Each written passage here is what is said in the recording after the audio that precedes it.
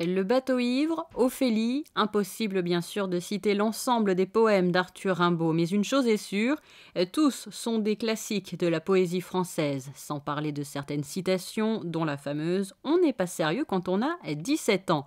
En tout cas, l'ensemble de l'œuvre de Rimbaud est très souvent lié aux étapes de sa vie.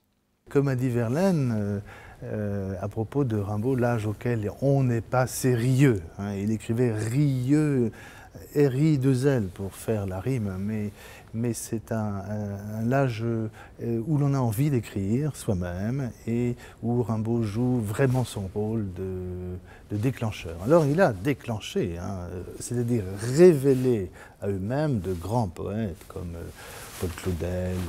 Poète, mais également aventurier et négociant, Rimbaud ne tarde pas à quitter la France pour prendre la route. Et c'est justement cette fuite qu'Alain Boreur explore depuis des années. Il faut dire que les voyages de Rimbaud vont le mener jusqu'en Afrique. Il y a un désir de fuite qui est tout à fait incompréhensible. Pourquoi Rimbaud s'en va-t-il? Pourquoi est-il toujours en colère? C'était une question de son copain Germain Nouveau, qui est un autre très grand poète. Et c'est une question parce qu'il ne laisse pas de réponse. Hein, il laisse vraiment des interrogations. Et ces interrogations sont devenues mondiales. Elles ont transformé les traditions de la poésie dans toutes les cultures. Mais surtout, ces interrogations de Rimbaud, elles sont tellement brûlantes. Elles ne concernent pas seulement les 17 ans. Elles portent sur la vie même. Quoi faire, quand, où, et toutes ces réponses, nous les avons. Et lui, il ne les a jamais eues. Quoi faire, où, quand, comment. Arthur Rimbaud était votre oncle? Oui, c'était mon oncle, oui. Le frère de mon père.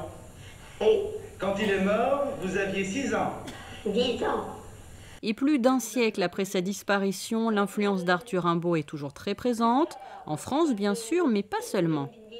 Il est vrai que Rimbaud est la figure de proue de la littérature française, de la poésie mondiale et encore de cette exigence de la jeunesse, qui n'a pas d'âge, mais qui est absolument une présence et une sorte de flamme.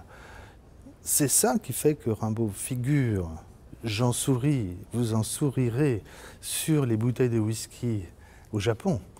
Mais c'est aussi cela qui fait qu'il est l'objet de 800 thèses aux États-Unis.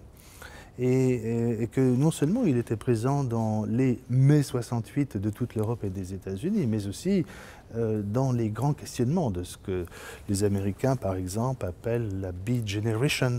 Prochain rendez-vous du cycle de conférences de la Fondation Prince Pierre, lundi 4 février, après Rimbaud, place à la peinture d'Édouard Hopper.